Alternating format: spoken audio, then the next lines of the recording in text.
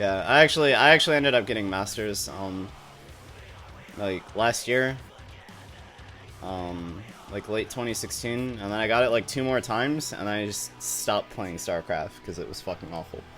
I just don't like the way that they designed Protoss as a race. I think it's like very subpar. It's not designed around like being fun, I guess. It's just a lot of like it's a lot of like tabbing through units and pressing ability buttons. And I don't really have fun doing that.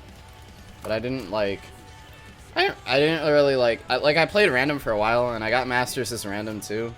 And I didn't have fun playing the other two races. Like Terran production is like really just annoying. And Zerg I feel like I don't macro properly, but I'm not willing to put in the time to learn how to macro properly, so I don't know. When Brood War HD comes out, I'm probably just gonna play that, because fuck StarCraft 2. Like, it's a fine game, and I have fun with it, but... No, I don't. I'm fucking lying. I don't have fun with StarCraft 2, and that's why I fucking stopped playing. I just wish that, like, Protoss was, like... not so gimmicky. And I say that in like a different sense than the people on like Reddit call it gimmicky. Cuz like they call it gimmicky because it relies a lot on like harass and stuff like that. But I think that's fine cuz Terran relies a lot on harass too. The entire mid game is spent dropping as Terran, because if you don't, you just get really far behind in the late game if you're going bio. But I mean it in the sense that like gateway units suck. Every tier 1 unit is fucking awful except for adepts. So all you ever see is adepts because that's all that's good. And then just in general, Protoss's like low tier units are pretty garbo. So you're so reliant on tier 3 units to be able to do anything, or even like just adepts. You're so reliant, or I mean not adepts, but immortals. You're so reliant on to actually like take a straight up engagement, but it just feels really silly. Like I think it was absolutely the worst in Wings of Liberty, but it still exists just because Stalkers and Zealots are so fucking bad.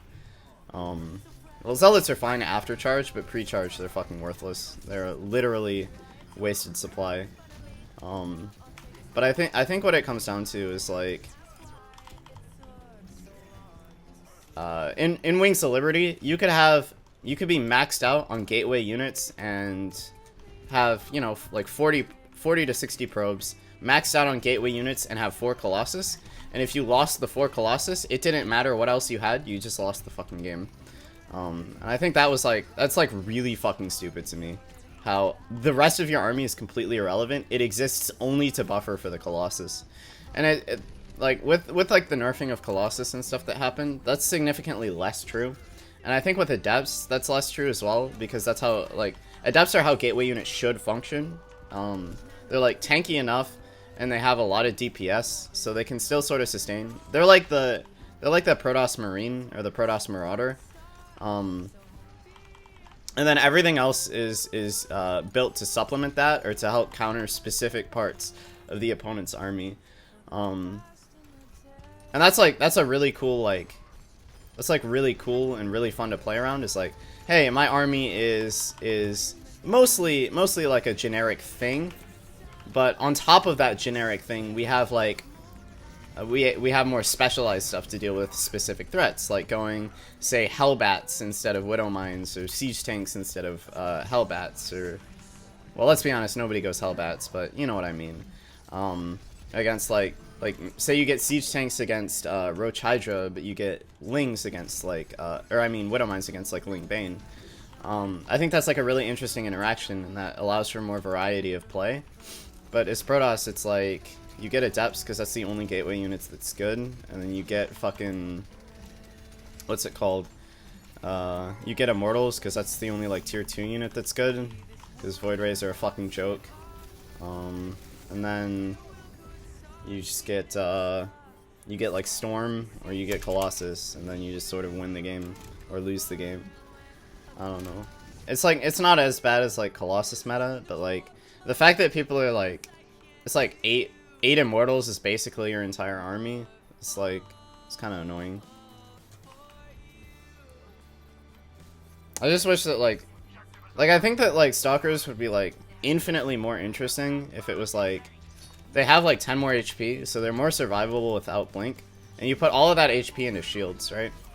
And then like say like blink costs 10 shields, so it incentivizes blinking back when you have no shields left, because then there's no penalty to blink. But it also means that aggressive blinks are a little bit more dangerous, and it doesn't make like, I don't know, it makes them stronger early game, but they have theoretically the same impact mid and late game. And if Zealots were just like, if they just had like one armor, or like were any amount tankier than they are right now, I think. Fuck, we got bodied. I don't know. Zealots just aren't scary because everything in the early game is ranged and is faster than the Zealot. Like if they were the same speed, I think that like if Zealots were as fast as like unstim Marines without charge, maybe a little faster, and I just had like a slight amount like of armor or like more HP or something, just so that they're like at least somewhat threatening or like can do their job early game, I think it wouldn't be so bad. I don't know. Maybe that's fucking ridiculous. Maybe I'm off my rocker because I haven't played Starcraft in a while.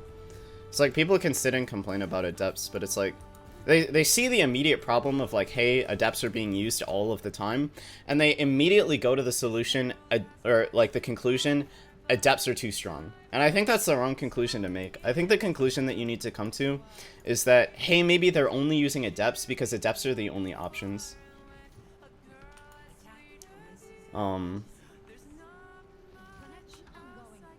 Adepts are the only option because all of the other options are really, really lackluster. Stalkers in the early game are like, they're like okay, but they just kind of get bodied by roaches, and they get bodied by marauders, and they get bodied by lings, and they get bodied by everything, let's be honest. They're only really good once you get blink, I feel like. Zealots are just completely fucking irrelevant without charge. Like, they literally don't exist.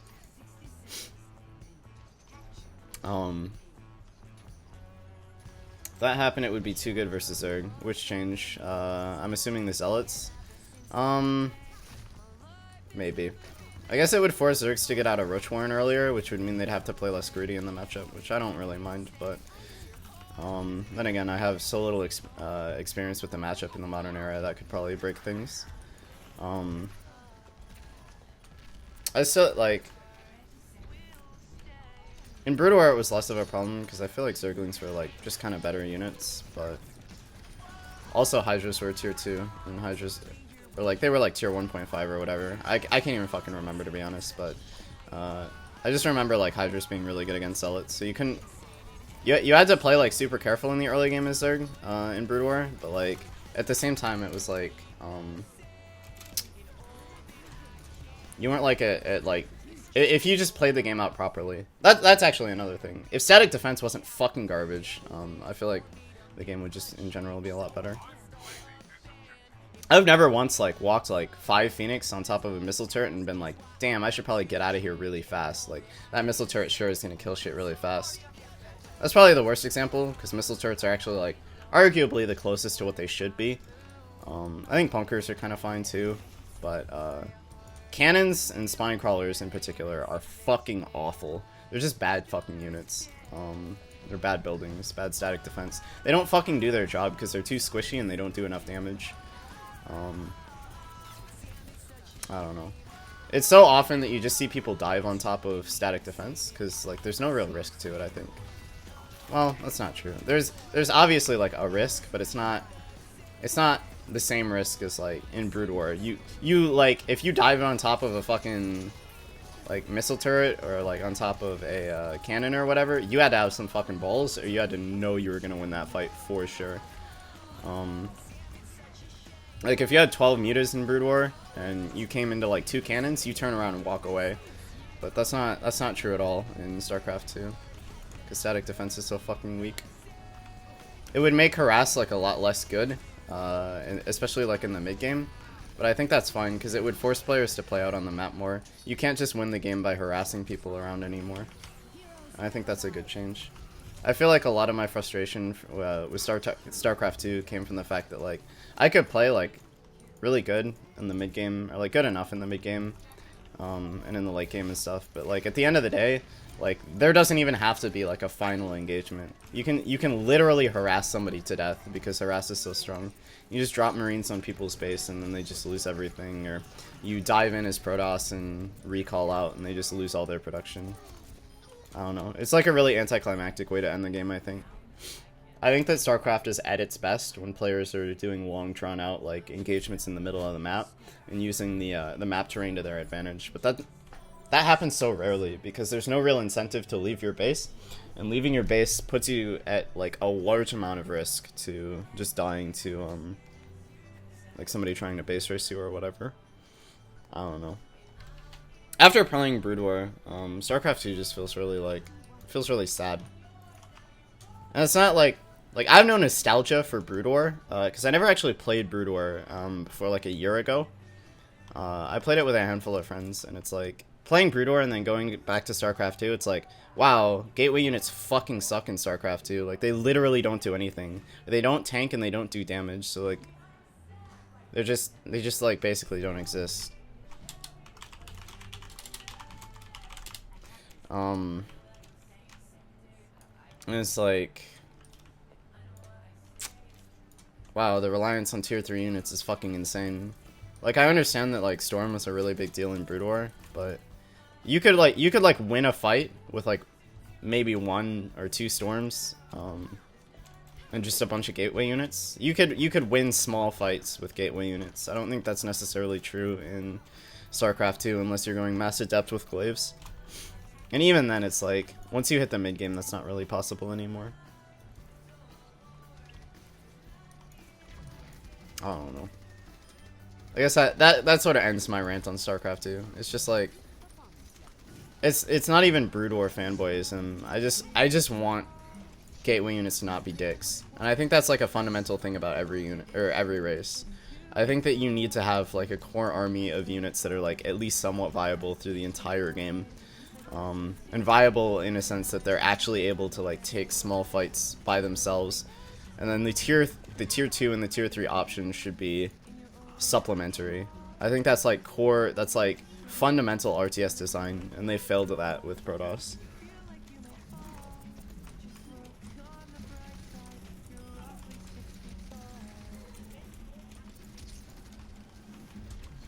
I don't know. The problem is too, it's like it's very hard to get people to take Protoss players seriously because there's still like a small bias against it. Right after Neeb won DreamHack Austin by playing fucking amazing, might I add.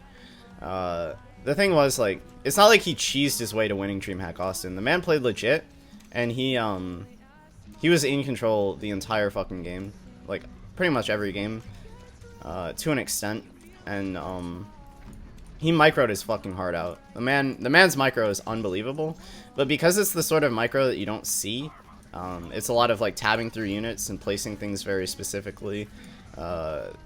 His ability to consistently only have like two adept shades active, at a time, or like his ability to consistently cancel the shade at the last possible second every single time. That's the stuff that people don't talk about that's like really fucking hard, but isn't like, it's not something that people like to think about as like micro. But he's just so consistent with it. So there's like a lot of complaining, like, oh, nerf Protoss, adepts are too strong, oracles are too strong. It's like, hey, did you think that like maybe our other options just aren't good enough? Like, DTs suck dicks. Like, every mid-game transition that isn't oracles fucking sucks, because nothing else can get damage done, and damage, like, harass is like the only thing that matters.